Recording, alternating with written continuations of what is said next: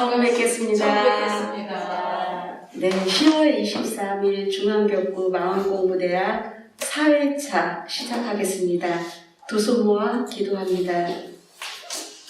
전지하감주의, 부모하감주의, 동포응감주의, 법률응감주의, 기다리고 기다리던 스승님과 도반들이 모여서 마음 공부하는 날입니다. 우리 도반들은 한 주를 어떻게 살았을까요? 하루를 맞이할 때, 하루를 마무리 지을 때, 정전 한 주를 읽을 때, 몸이 아플 때, 마음이 아플 때, 살아있기에 나오는 모든 마음들이 슬금슬금 올라올 때, 경계가 훅 치고 들어왔을 때 어떻게 했을까요? 어찌 다행 이 법 만나 마음의 자유와 행복을 느끼며 귀한 말씀 전해주는 스승님 만날 수 있고 함께 공부하는 도반님들 만남에 감사하며 오늘도 수산 김경일 스승님의 귀한 말씀 잘 받들며 실행에 옮길 수 있는 우리들이 되기를 마음 모아 일심으로 기도드립니다.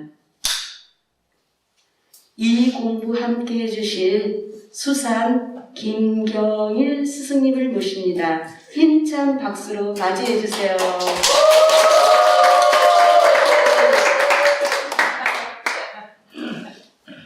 자, 차렷. 스승님께 인사. 반갑습니다. 반갑습니다. 저는 마스크 벗을게요. 네. 잘 지내셨습니까? 네. 설명 좀 많이 잘 들리나요? 아니요. 밑에 눌러야 돼요. 아, 펴졌잖아요. 마이크 테스트. 네. 네. 잘 들리시죠? 네. 오늘은 제가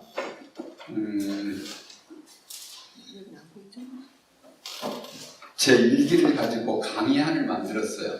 네.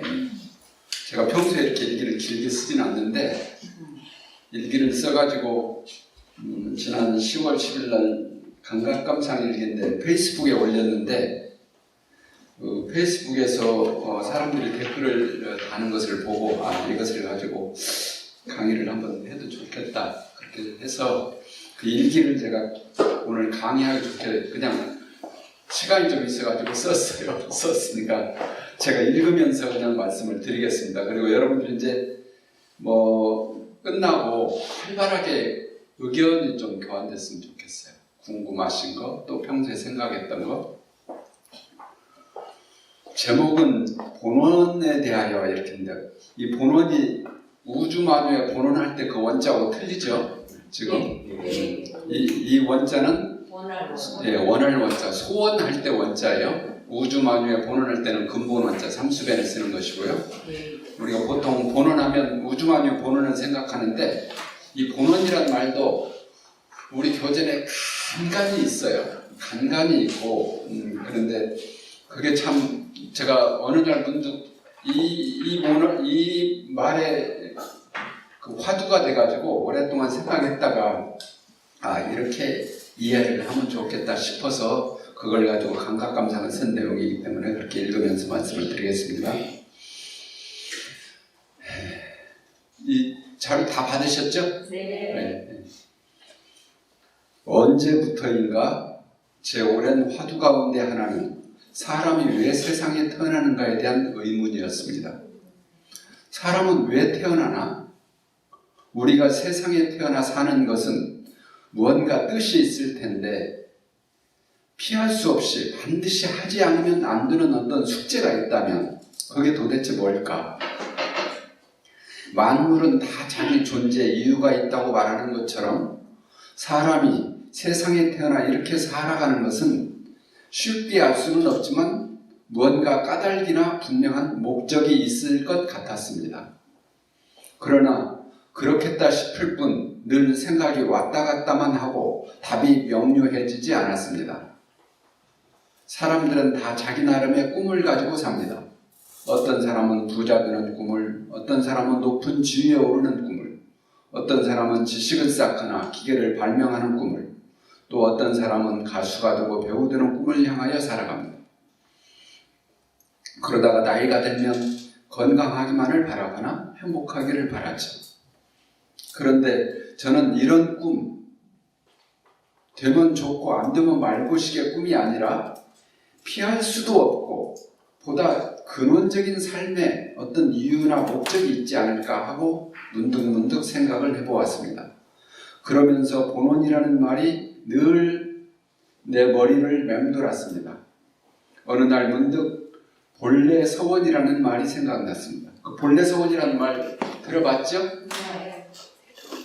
이 본래 서원이라는 말도 정산종사 법어에도 보니까 아주 드물긴 하지만 법어에도 있고 대종경에도 이 말씀이 어디 한두 차례 보이는 것 같았어요. 그리고 이제 성가 47장에 보면 인가신주세월은 열반기념가에 보면 제가 그 대목을 밑에 주로 다뤄놨어요. 2절에 이렇게 돼 있어요. 해가 져도 새아침엔 다시 그 광명, 꽃이 져도 새봄 오면 다시 그 향기. 아, 이불토에 거듭나시어 서년 따라 본래 서원 이루옵소서 이렇게 돼 있어요. 본래 서원. 그 본래 서원이라는 말에 또 필히 꽂혔어요. 그래서 내가 본래 서원이라는 말을 그냥 그 한문을 직역을 해서 그대로 풀어봤습니다. 본래 서원이라는 말을 우리말로 풀면 본래부터 있어온 서원 그 말이죠. 본래부터 있어온 원. 이 서자가 사무칠 서자예요. 그러니까 원도 그냥 원이 아니고 사무치게 마냥 원하는 거예요. 본래부터 있어온 사무치는 소원. 뭐 직역을 하면 그렇게 되겠죠. 그래서 본원이란 말은 본래 소원의 줄임말이 될 수 있겠다 이렇게도 생각을 해봤습니다. 우리는 통상적으로 서원이라고 하면 특별한 사람이 특별히 발심하여 세운 서원을 말합니다. 전무 출신이나 또는 스님, 수녀가 되어서 수행을 한다고 생각을 하죠. 그런데 제가 생각하는 본원은 사람이면 누구나 다 근본적으로 태생적으로 가지고 있는 서원이라는 확신이 들었습니다.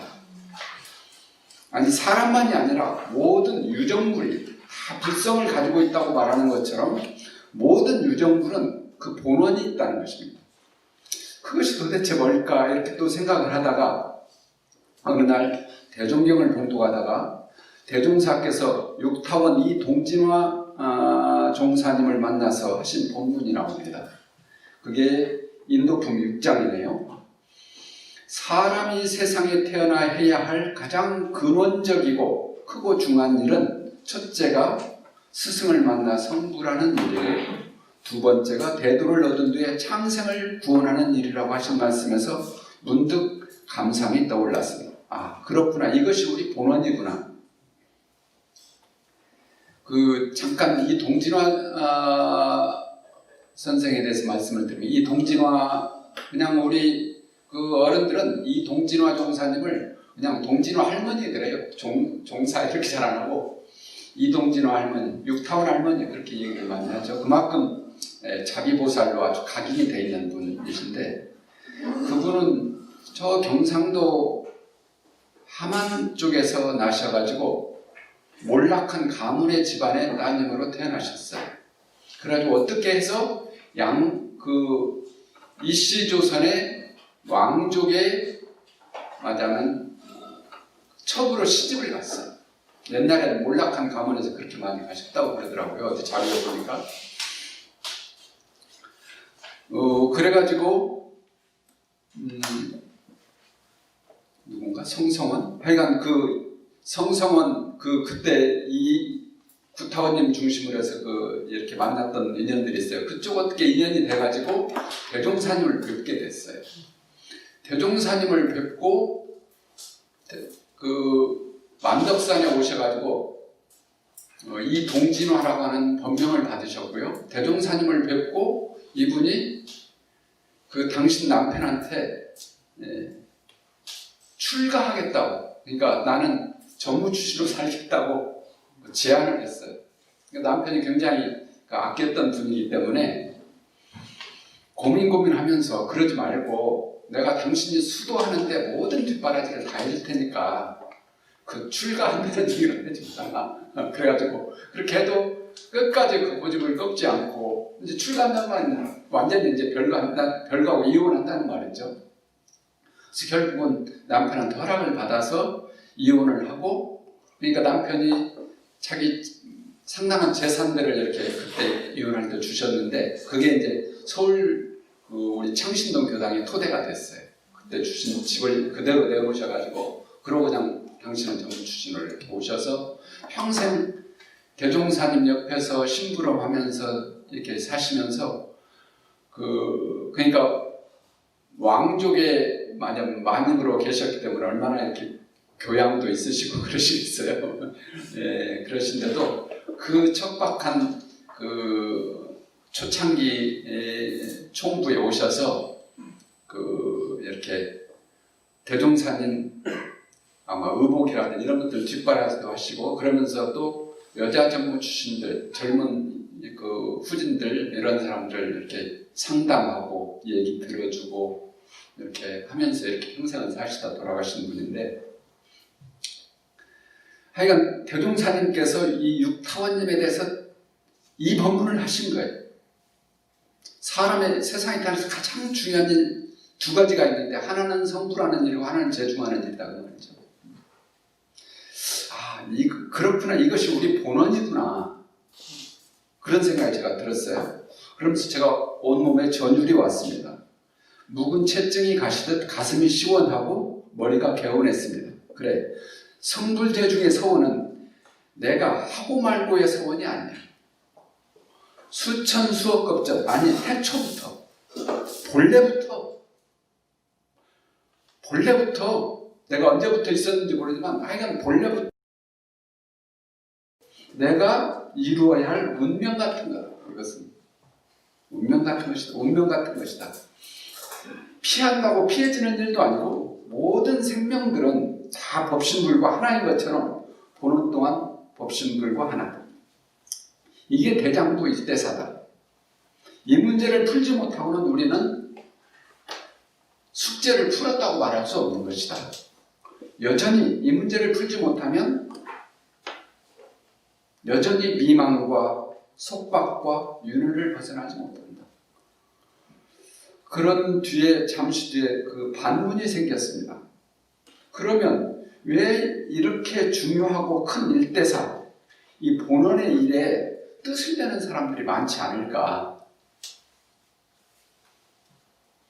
그렇지만 그 의문은 오래가지 않았습니다. 그래, 중생들은 업장이 두터워 이 세상에 태어나는 순간 수겁에 가려서 불성이 어두워지는 것처럼 본원이 어두워져서 본원을 잊고 사는 거지. 본원은 세월이 가도 무너지지 않습니다. 본원은 어두워지지 않습니다. 본원은 때묻지 않습니다. 본원은 영원불멸합니다. 본원은 영원합니다. 다만 본원은 지금 내가 나에게는 그 일은 근본 원이 있다고 하는 것을 알아차리기만을, 본원은 우리가 그것을 알아차리기를 기다리고 있는 거예요. 마치 불성이 때묻지 않는 것처럼. 그러나 우리가 업에 이렇게 맞으면 이렇게 가리잖아요. 그런 것처럼 본원도 때묻지 않고 생생하게 살아있는, 다만 내가 그걸 지금 잊어버리고 있는 거다. 잊어버리고 있는 거다. 우리가 세상에 태어나는 순간 현상계에 눈이 팔리고 오욕에 눈이 멀어 본원을 알지 못하고 지내다가 눈앞에 급급한 재생명리를 구하는 것으로 인생의 목표를 삼고 희희락락 삽니다. 그렇게 살다가 죽고 다시 왔다가 그렇게 살고 다시 죽고 그렇게 해서 윤회를 거듭하는구나. 우리는 이렇게 본원에 무디어져 있습니다. 어쩌다가 정법을 만나 성불재중의 큰 서원을 세운다고 하지만 그것이 본래 나의 본원이라는 것을 깨닫는 사람은 매우 적은 것 같습니다. 우리는 본디 불성을 가진 존재입니다. 불성만 가진 존재가 아니라 성불재중 재생세의 본원을 가진 존재입니다. 성불재중은 특별한 사람만 갖는 서원이 아닙니다. 너나 할 것 없이 모든 사람은 다 이 본원을 가지고 있습니다. 다만 업력에 어두워지고 무명이 가려서 그 본원을 알지 못할 뿐입니다. 우리는 사실 성불재종의 서원을 내 의지로 억지로 애써 세우는 것이 아니라 이미 나는 완벽하게 갖추어진 서원을 본래 가지고 있으며 우리는 다만 이를 알아차리기만 하면 된다는 것입니다. 이 얘기도 조금 제가 이렇게 줄을 달았는데 그 무량수경이라는 이 경전에 보면 법장 비구의 48본원이라는 얘기가 나옵니다. 법장 비구는 그 불교에서 아미타불의 전생보살이라고 이렇게 알려져 있는 분인데 이 전생보살이 48대 본원을 가지고 이렇게 수행을 했다고 그래요. 근데 그 48대 본원을 제가 우연히 공부를 하게 됐는데 그것을 딱 압축해서 보니까 성불, 재종, 재생에서 딱 세 가지로 압축이 되더라고요.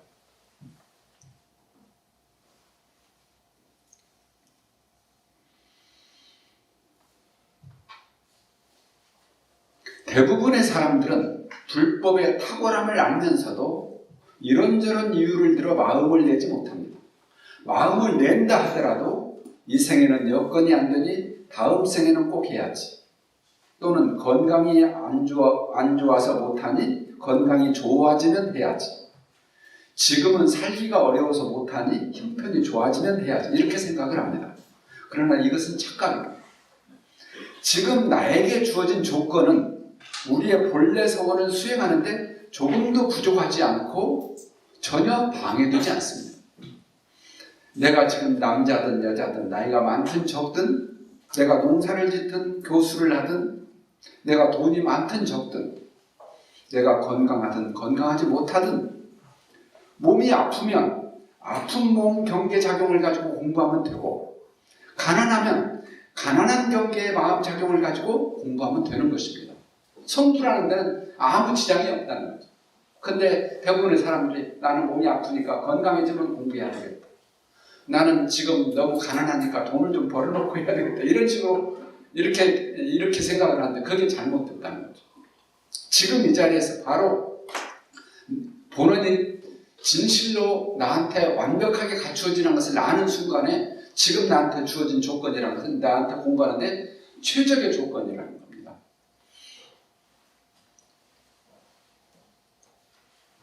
농사를 짓거나 장사를 하거나 학생을 가르치는 것이 성불하고 재중하는데 하등의 우열이 없습니다. 나를 둘러싸고 있는 세상의 조건들은 내가 성불하고 재중하는데 전혀 방해되지 않습니다. 아니 방해가 아니라 지금 내가 진리 공부하기에 최적화되어 있습니다. 비로자나 법신불 진리 부처님이 내게 맞춤형 공부를 위해 주시는 퍼펙트한 선물입니다. 완벽한 선물입니다. 내게 주어진 이 최고의 선물을 외면하고 따로 공부하기 좋은 조건이 다시 없음을 빨리 알아차려야 합니다. 아직 공부가 부족한 사람들은 내가 열심히 돈을 벌어서 노후에 대비해놓고 공부해야지 하는데 이것은 틀린 말입니다. 지금은 아프니 몸이 나으면 공부해야지 다 틀린 말입니다. 지금 나에게 주어진 운명 같은 조건, 지금 여기 here and now 이때가 공부할 수 있는 최적의 조건인 것을 알아차려야 합니다. 나에게 다가온 경계를 기쁘게 받아들여야 합니다. 지금 이 자리에서 이 본원을 각성하는 순간 비로소 우리는 대도정법의 신앙과 수행의 여정에 본격적으로 참여하는 것입니다. 나는 불성의 존재일 뿐만 아니라 본원을 갖춘 존재임을 받아들일 때 불보살과 함께 손을 마주잡고 함께 공부할 수 있습니다. 그러니까 주 6번에도 보면 그 말씀 제가 써놨죠. 이게 지난번에도 제가 말씀드렸고 우리 공부방에서 지금 제일 많이 강조하는 얘기 중에 하나인데 정전무시성법에 경계를 대할 때마다 공부할 때가 돌아온 것을 염두에 잊지 말고 끌리고 안 끌리는 대중만 잡아갈지니라 그랬죠. 제가 학생 때 대산종사를 보면 그런 말씀을 이렇게 하셨던 것이 기억이 났어요. 경계가 오면 숨지 마라. 피하지 마라. 마치 오랜만에 만난 친구를 대하듯 어서 오소 왔는가? 경계가 나한테 올 때는 올 만한 이유가 있어서 왔고 곡절이 있어서 온 거다. 사실은 그 곡절의 가장 깊은 곳에 나를 성불시키기 위해서 온 거다. 그것을 피하는 순간에 내 공부가 멀어져버려. 그러니까 나한테 주어진 것을 그냥 그대로 받아들이고 그걸 가지고 공부해야죠.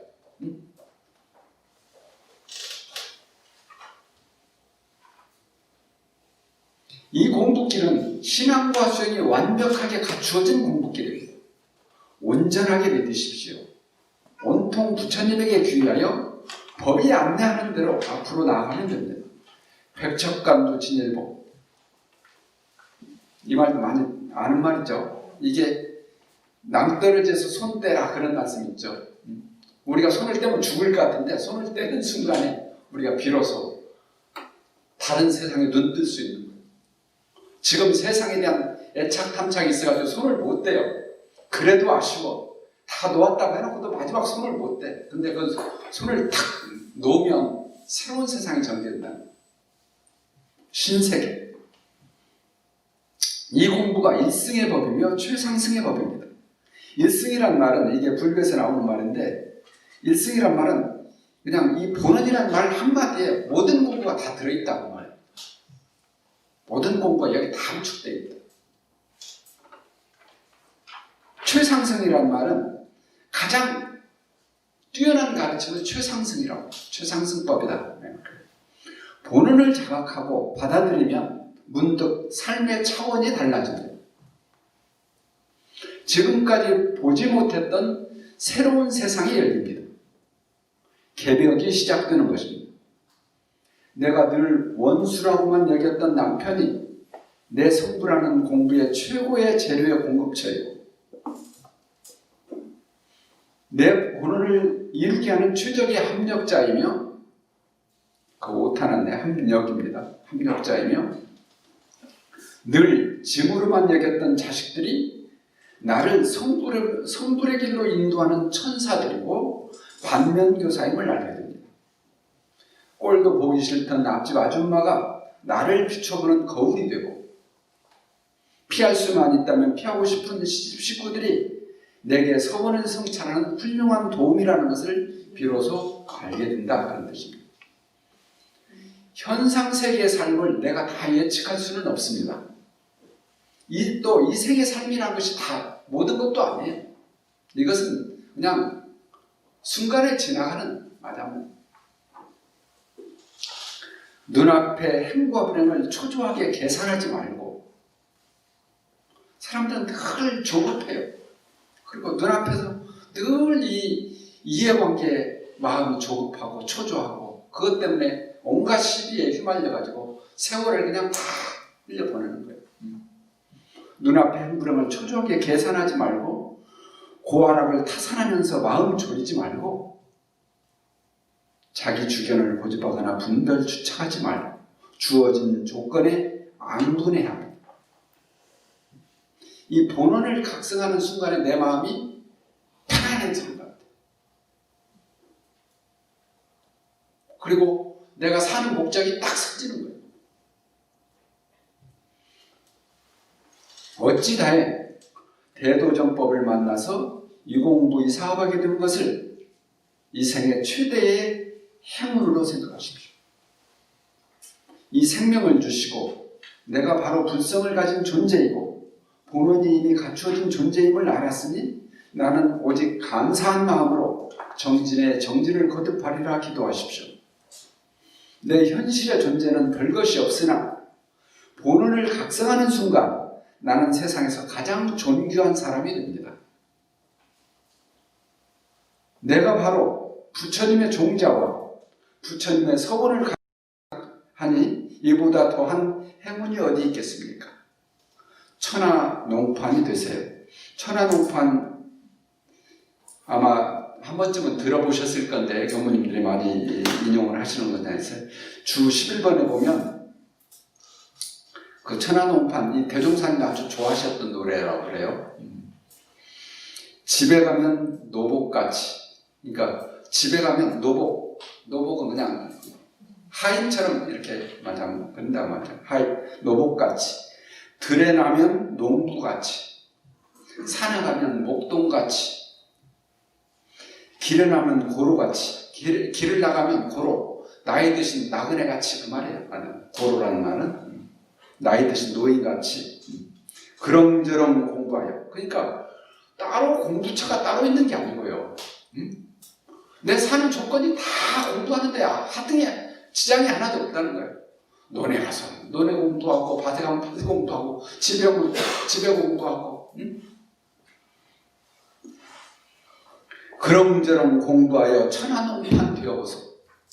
뜻이 있게 하고 보면 천하제일 아니는 거. 이것이 대종사님께서 아주 즐겨 하셨다고 하는 그 천하농판가 노래인데, 지체하지 마십시오. 우리가 이미 살아보지 않았습니까? 여기 지금 지금 거의 50대 이하는 거의 없으시죠? 50대 이하는 이런 각성을 갖기가 어려워요. 그러니까 우리가 나이 먹었다고 서러워할 게 하나도 없어요. 제가 보니까 나이 먹으니까 이런 생각이 들어오는 거예요. 나이 먹기 전에는요, 세상에 눈이 팔려가지고 이런 말이 절대 안 들립니다. 만일에 40대에서 이런 생각을 가진 사람이면 그 사람은 전생에 뛰어난 수행자였어요. 만일에 그런 사람이 있다고 하면. 그러니까 50 넘어야 이런 생각이 들기 시작하고 60 넘어 60, 70 가야 이것이 조금 더 이렇게 다가와요. 그러니까 나이 먹는 게 나쁜 일도 아니더라고요. 나쁜 일이 아니고 절대 좋은 일이에요. 무엇을 주저하세요? 이것저것 해찰하지 말고 무소의 뿔처럼 외길로 가십시오. 이 무소의 뿔 이야기는 그 서가모니 부처님이 하신 거예요. 무소의 뿔이 하나죠? 무소인데 무소라고. 응? 무소인데 무소라고. 뭐라고? 물소인데 아니, 무소라고. 무소도 같고 무소도 같고. 무소의 뿔. 그러겠네. 아, 그- 소도 그 옛날에 우리 자동차 이름이 무소가 있었어요. 아주 육중한 SUV 차량이 있었죠. 그래서 내가 무소의 뿔이고. 근데 무소를 좀 강하게 바르면 무소가 됩니다. 두려워하지 마십시오. 공부하다가 죽는 영광입니다. 그러죠? 네. 만일에 우리가 공부에 미쳐가지고 공부하다가 죽는 순간에 딱 그 생각이 있을 거 아니에요. 그럼 다음 생에 오면 그게 다시 이어질 건데, 공부하다 죽으면 영광인 거예요. 맞아. 그렇게 죽으면 그래. 다시 이 공부하러 올 것이니 이보다 더 수지 맞는 장사가 어디 있겠습니까? 봐야지. 불성을 자각하고 본원을 각성하는 순간 동서남북 상하의 모든 부처님과 모든 보살과 모든 천사들과 미물 곤충까지도 나를 응원하고 이끌어 주실 것입니다. 그래. 힘들다고 하시는 분들이 많으세요. 힘들다 하는데, 공부가 힘들다 그러는데, 힘들면 넘어지면 돼요. 힘들면 쉬세요. 힘들면 넘어지시고요. 그리고 넘어지면 또 일어나고요. 그런 거지. 어떻게 우리가 아직 공부가 미숙한 사람이 넘어지지도 않고 말하자면 힘도 안 들고 그러겠어? 힘들어요. 다 힘들어요. 저도 힘들고 교수님도 다 힘들어요. 힘들어요. 힘들면 적당히 쉬고 넘어지고 또 넘어졌다가 또 일어나고 또 가고 그런 거지. 다만 그 본원이란 것이 나한테 떠날 수 없는 것이다. 그 문제를 풀지 않고는 어떤 세상에 내가 어떤 복을 가지고 와도 근본적으로 내 문제를 해결을 못해요. 이것이 성불이라는 거죠. 그 문제 해결 안 되고는 어떤 것도 해결이 안 되는 거예요. 복을 좀 짓고, 이렇게 좀 지혜롭게 살고, 이런 것은 할 수가 있겠죠. 그러나, 이 문제를 근본적으로, 나라는 것이 도대체 뭐냐, 성불이라는 것은 다른 말로 말하면, 내가 누구냐, 나라는 것이 도대체 뭐냐 하는 것을 아는 거거든요. 그 문제를 안 풀고는 모든 게 안 풀려요. 풀릴 수가 없어요. 다음 생에 와도 마찬가지고 그 다음 생에 와도 마찬가지고 여전히 과제예요. 여전히 과제예요. 넘어져도 아무 문제가 없습니다. 노 프로블럼 얘기 많이 하죠. 노 프로블럼 아무 문제 없습니다. 걱정할 거 하나도 없어요. 본원만 내가 본원의 존재라고 하는 것만 확실하게 확정되어 있으면 넘어져도 괜찮고 아무 문제 없어요. 그냥 다시 일어나서 뚜벅뚜벅 가면 됩니다. 제가 그 노래 거기다가 김광석이 부른 일어나 노래 거기다 누가 노래를 잘하면 한번 하면 좋겠는데 그러기는 어려울 것 같은 생각이 들어요. 저도 언젠가 이 노래를 불러보니까 노래를 부르면 힘이 생기더라고요. 김현우 교무님이다. 힘이 나요. 그 한번 읽어볼까요? 검은 밤의 가운데 서 있어 한 치 앞도 보이질 않아. 어디로 가야 하나 어디에 있을까? 둘러봐도 소용없었지. 인생이란 강물류를 뜻없이 부초처럼 떠다니다가 어느 고요한 호숫가에 닿으면 물과 함께 썩어가겠지. 일어나 다시 한번 해보는 거야. 일어나 봄의 새싹들처럼 끝이 없는 날들 속에 나와 나는 지쳐가고 또 다른 행동으로 또 다른 말들로 스스로를 안심시키지. 쭉 그 노래가 참 좋더라고요. 이번에 우리 학생들이 뭔 행사하는데 이 노래를 부르는데 너무 제가 감동을 받아서 여기다 써봤어요. 세상에 헛것들에 속지 말고. 세상에 좋은 것이 많습니다. 좋은 것이 많은데 그렇다고 해서 세상을 버리라는 얘기는 나는 절대 안 해요. 다만 내가 본원의 존재, 분성을 가지고 있고 본원의 존재라는 것만 확실하게 각성이 되면 세상은 또 참 좋은 거예요. 그것은 그냥 놀면서도 마냥 공부할 수 있고 다 즐기면서 공부할 수 있는 거예요. 마냥 나쁜 게 하나도 없어요.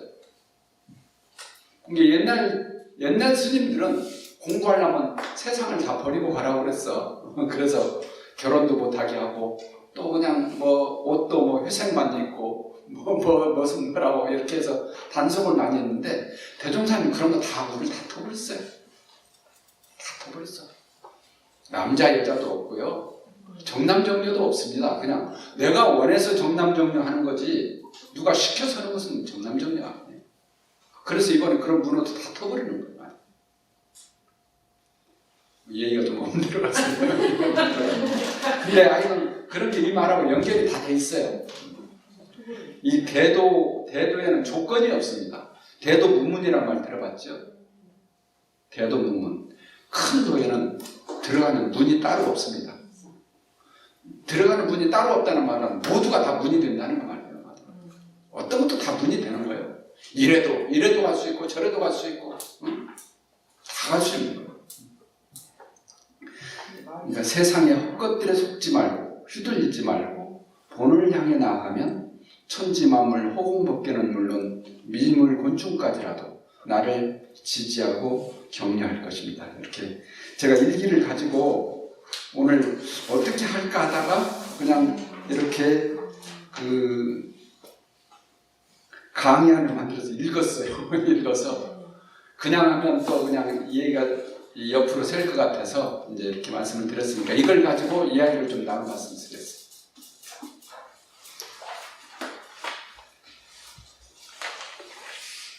제가 말씀드리고자 하는 취지는 전달이 됩니까? 네. 전달이 될 거예요. 공부를 해오셨기 때문에.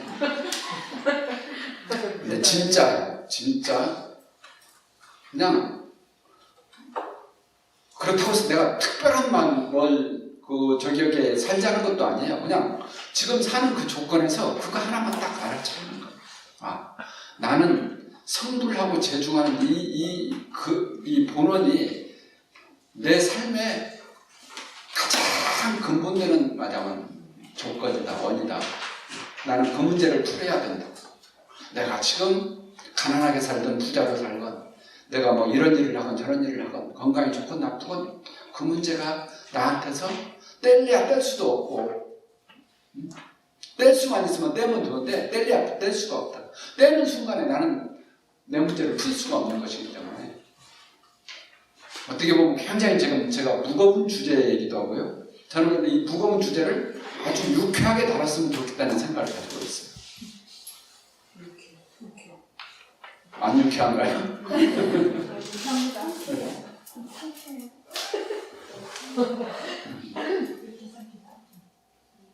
뭐 질문도 좋고 아니면 자기 생각이 있으시면 그냥 말씀하시면 됩니다.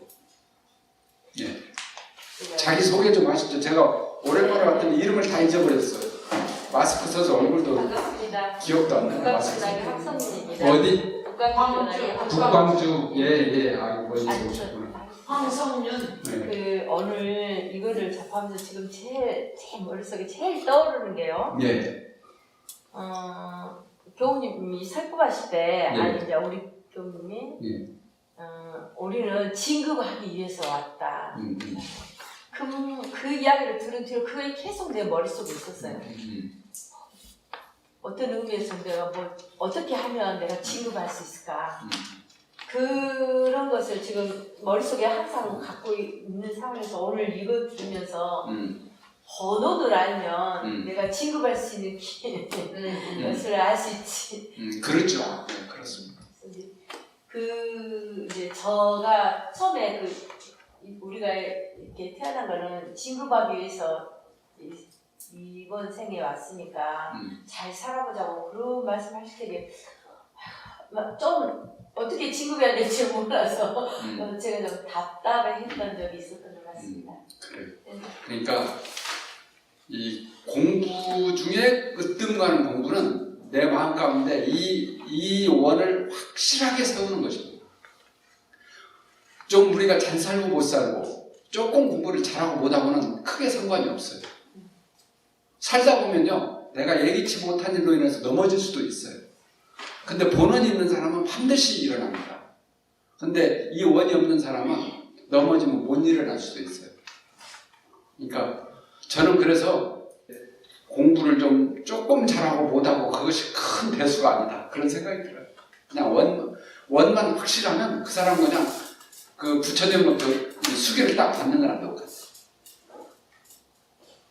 나는 여한 경우에도 내가 본원의 존재라고 하는 것을 확실하게 각성하는 순간에 나는 부처님으로부터 너는 언젠가 성불할 것이라고 하는 수기를 받는 거랑 똑같은 거다. 그러니까 조금 잘하고 못하고 중요해. 지금 내가 예를 들어서 내가 너보다 낫다 뭐 이러면 아무 상관이 없어요. 그건 아무 의미가 없는 거예요. 우린 그런 걸로 많이 속상하잖아요. 맞아면 누가 나보다 좀 잘하면 투심도 실패도 뭐 여러 가지 생각들 왔다 갔다 하죠. 뭐 우리 같이 교당 다니면서도 그런 마음들이 늘 있어요. 맞아. 그게 솔직하게 자기의 마음을 진실하게 보면 그게 있거든요. 근데 그런 마음이 나는 것은 너무 당연한 거고요. 우리가 아직 부족하니까. 다만 그런 마음을 딱 알아차려 나는 본원의 존재라고 하는 것을 착 각성하는 거예요.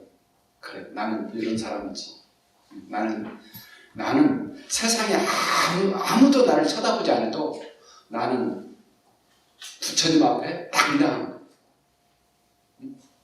기죽을 것이 하나도 없는 거예요. 세상 사람들이 다 나를 손가락질해도 내 마음 가운데 조금도 기죽지 않아요. 우리가 살다 보면 본의 아니게 죄도 짓죠. 사고도 치고. 근데 사람들이 자기 자존심 상하고 부끄러운 일 지는 거 그냥 숨어버려요. 숨어버려. 그 마음을 못 내거든요. 근데 아무렇지도 않아요. 그렇다고 사고 치란 말이 안 돼요. 누가 또 이제 이렇게 잘못 쳐들어면 수산이 와가지고 뭐 아무렇게나 살았던다 했다고 그 말이 아니에요.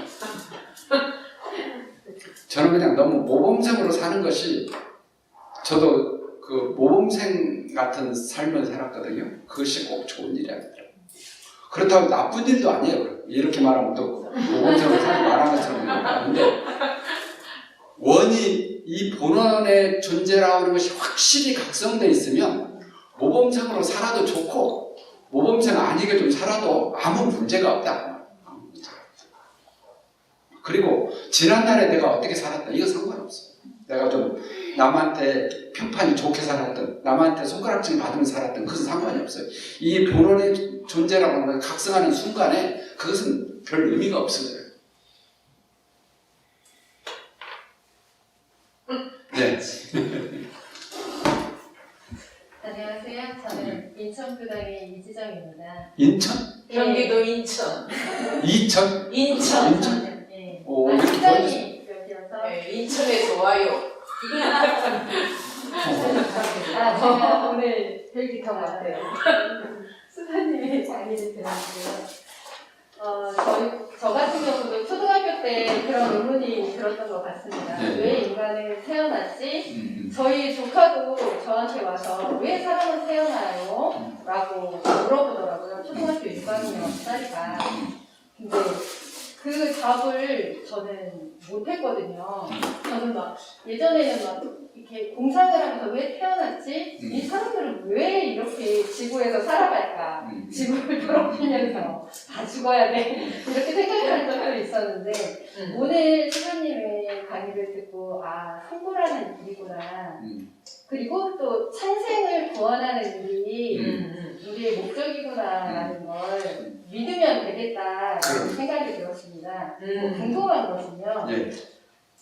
본원을 자각하고 받아들이면 새로운 삶의 차원이 달라진다고 하셨잖아요. 네. 근데 저는 아직 그것까지 느끼지 못해서 진짜 새로운 세상이 열리고 개벽이 되면 어떤 느낌이 들지 아니면 그런 새로운 개벽이 되면 제가 경계가 와도 경계를 느끼지 못하는지 그런 걸 좀 알고 싶습니다.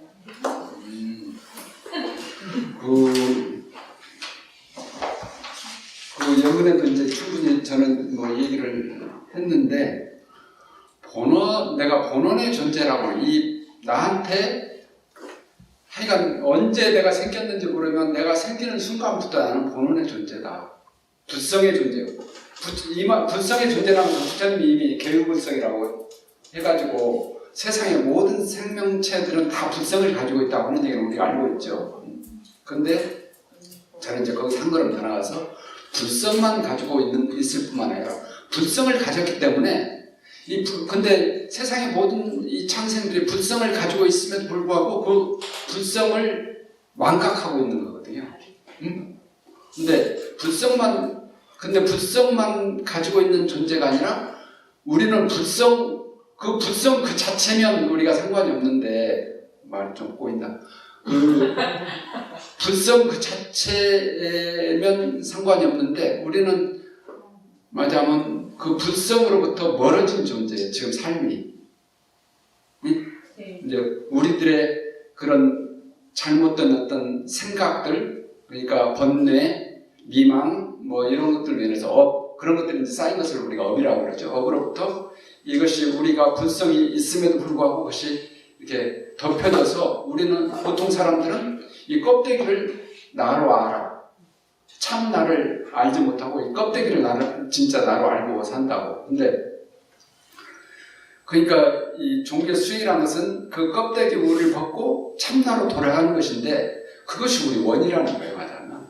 그러니까 그렇게 생각하면 우리는 불성의 존재일 뿐만 아니라 본원의 존재다. 저는 이제 그렇게 생각을 해봤고요. 그래서 제가 이 생각이 맞나 틀리나를 이것저것 찾아보니까 아까 그래서 이제 육타원 동진화 할머니 그 얘기를 제가 인용을 했고요.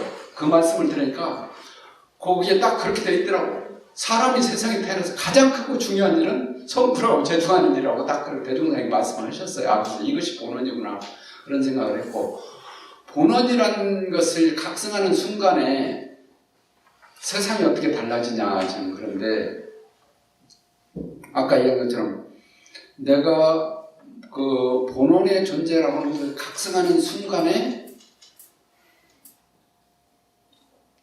내 가장 가까이 있는 내 배우자를 보는 생각도 달라지고요. 아까 그 예화를 다 들었죠, 제가. 자식을 보는 눈도 달라지고 도반을 보는 눈도 달라지고 세상의 사물을 보는 눈이 달라져요. 다시 말해서 조금 더 구체적으로 말하면 세상에 내 시야에 들어오는 모든 조건들 내 시야에 들어온다는 것은 나한테 인연이 되는 거잖아요. 내 시야에 들어오는 나를 둘러싸고 있는 모든 이 조건, 인연들은 다 나를 성불시키기 위해서 법신불께서 보내신 선물이라고 합니다. 그것도 그냥 선물이 아니라 퍼펙트한 선물이다. 그것을 놓치지 말라는 거예요. 그것을 알아차리는 거예요. 본원을 각성하면 그게 열린다. 그러면 삶이 달라지죠. 그래서 그렇다고 해서 내가 뭐 직장이 달라지고 돈 버는 것이 갑자기 돈이 막 벌리고 그런 것은 아니죠. 그건 똑같아요. 똑같은데 내 삶의 내면에서 삶의 차원이 달라지는 거죠. 차원이 달라요. 그러면 그냥 늘 내 마음 가운데 눌러랄라 그냥 유쾌해져요. 사는 것이 재밌어요.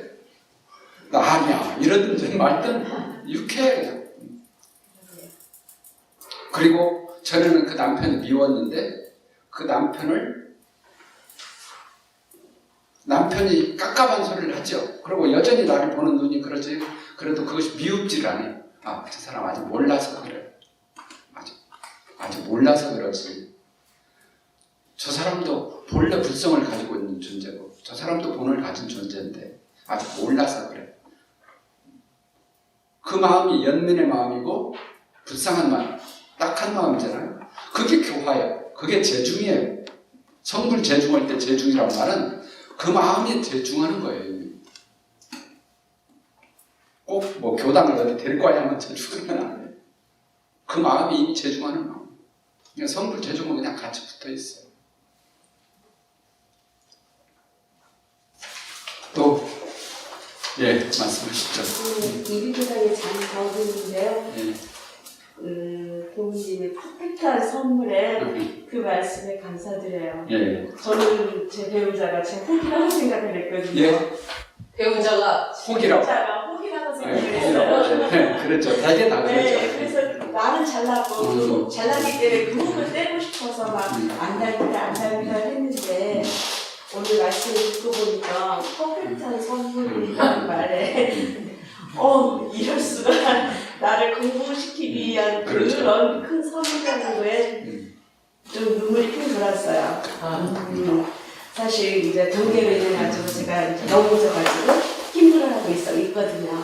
넘어져도 좋다. 그 위로의 말씀.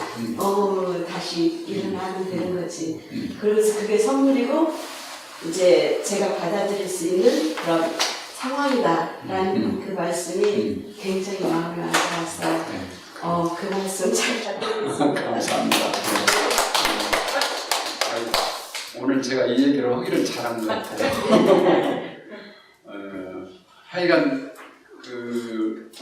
우리가 이제 부부 사이도 이게 억지로 잘 봐주려고 하는 것은 한계가 있어요.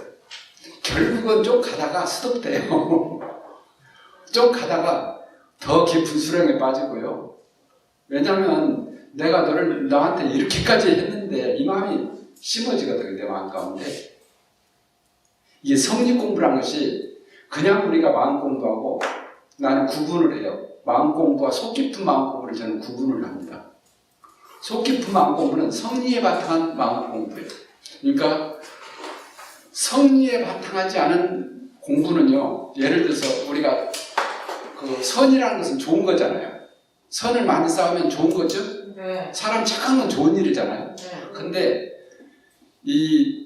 그냥 착한 사람들은 착하면 착한 사람 컴플렉스에 반드시 빠지게 돼 있어요. 맞아요. 그래가지고 착하지 못한 사람을 보면 멸시하거나 미워하거나. 그렇지. 그럼 어떻게 하는 거냐? 우리는 선을 행하되 원래 근원에는 선도 악도 없다고 하는 선악이 없는 자리에 바탕에서 선을 하자는 거예요. 그것이 성리품 1장에 보면 지선이라는 말로 표현이 되어 있어요. 지선의 바탕에서 선해야 된다. 그렇지 않으면 선 컴플렉스에 반드시 빠져요. 근데 원래 선도 원래 없는 거고 악도 원래 없는 거예요. 그러니까 선에 고정된 실체가 없어요. 이 말이 좀 어려운 말이에요. 사실은 이게 내가 또 어려운 한 병에 끌고 가는 것 같은 느낌이 들어서 걱정인데 선이라는 것도 원래 실체가 없고 그러니까 세상의 모든 현상계의 것은 인연의 이합집산이지 실체가 영원하지 않다는 거예요. 이 현상의 세계는 모든 것이 다른 거예요. 아무리 내가 소중하게 생각해도 그것은 인연의 소산이에요. 인연으로 이렇게 왔다 갔다 하는 것들이에요. 그 우리의 본체라고 하는 것은 우리 본성의 체라고 하는 것은 선악을 초월했어요. 선악이 없어요. 선악이 없다고 하니까 아무것도 없습니까? 그러면 그렇게 했는데 그 말이 아니고 선악이라는 분별이 없어요.